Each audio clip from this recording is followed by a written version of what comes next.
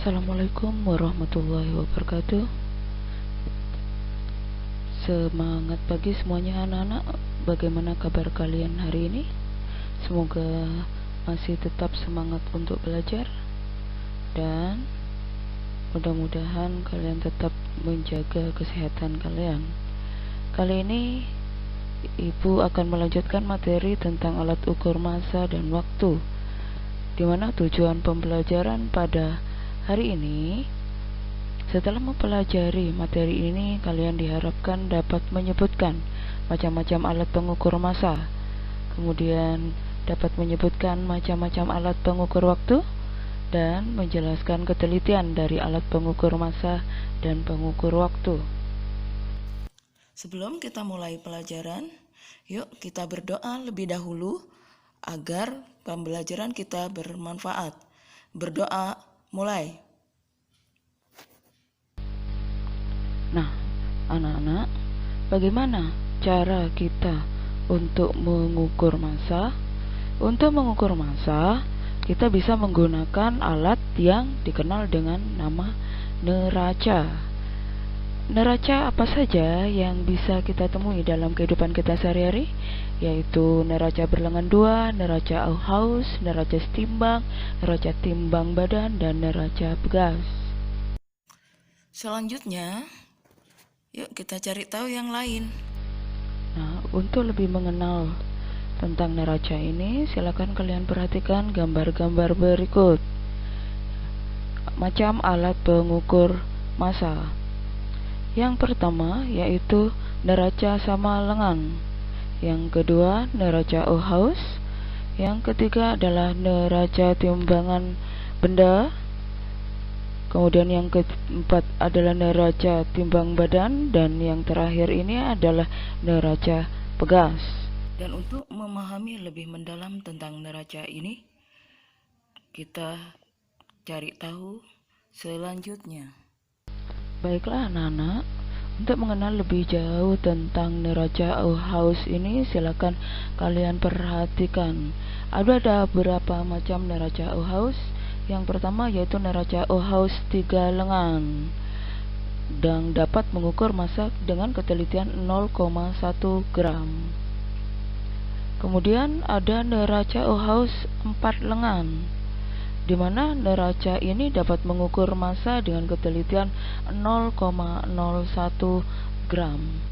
Perbedaan dari kedua neraca ini yaitu terletak pada gandarannya, pada lengannya. Nah, anak-anak, sekarang bagaimana cara menggunakan neraca Auhaus ini? Silakan kalian perhatikan gambar neraca Auhaus 3 lengan berikut. Neraca Auhaus ini, lengan yang depan menunjukkan angka 5,5, sedangkan lengan yang tengah menunjukkan angka 20, sedangkan lengan yang belakang menunjukkan angka 200. Jadi kalau kita jumlahkan semuanya, jadinya sama dengan 225,5 gram. Bagaimana? Sampai di sini kalian paham? Nah, kita masuk pada materi selanjutnya, yaitu tentang besaran waktu. Waktu adalah selang antara dua kejadian atau dua peristiwa. Misal, waktu siang yaitu sejak matahari terbit hingga matahari tenggelam. Waktu hidup sejak dilahirkan hingga kita meninggal. Alat ukur waktu ini adalah segala sesuatu yang berulang secara periodik. Contohnya yaitu rotasi bumi, revolusi bumi. Satu contoh dari alat ukur waktu di sini adalah jam matahari. Kemudian ini adalah jam atom. Kemudian ini adalah jam pasir. Ini adalah stopwatch, dan ini adalah arloji. Nah, bagaimana anak-anak? Sudah pernah melihat benda-benda pengukur waktu itu dalam kehidupan kalian sehari-hari? Nah, anak-anak, Sekarang kita pelajari satu persatu dari alat pengukur waktu ini. Yang pertama yaitu stopwatch. Stopwatch ini ada dua macam. Yang pertama stopwatch mekanis, yaitu memiliki ketelitian 0,1 skon. Kemudian ada stopwatch elektronik yang memiliki ketelitian 0,001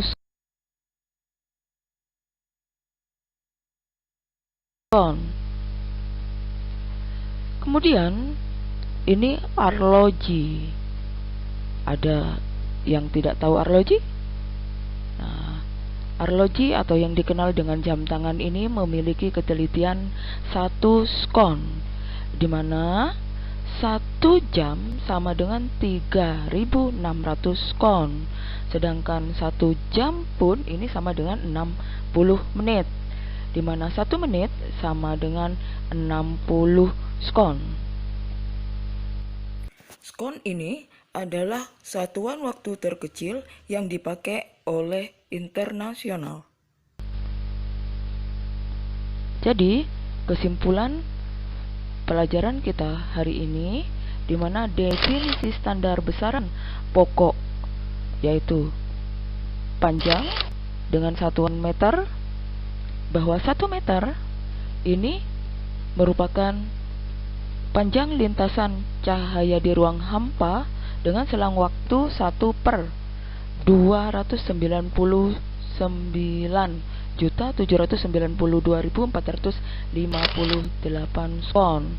Kemudian besaran pokok massa dengan satuannya kilogram, di mana 1 kilogram adalah massa silinder platinum iridium dengan tinggi 39 mm dan diameter 39 mm. Kemudian besaran pokok waktu dengan satuannya yaitu skon, di mana 1 skon adalah 9.192.631,770 kali periode getaran radiasi. Bagaimana anak-anak sudah bisa memahami? Oke, sampai di sini. Silakan bagi anak-anakku untuk mencoba memahami. Ibu ucapkan selamat belajar. Tetap jaga kesehatan. Sampai bertemu pada pertemuan berikutnya.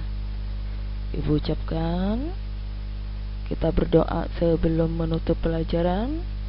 Dan Assalamualaikum warahmatullahi wabarakatuh.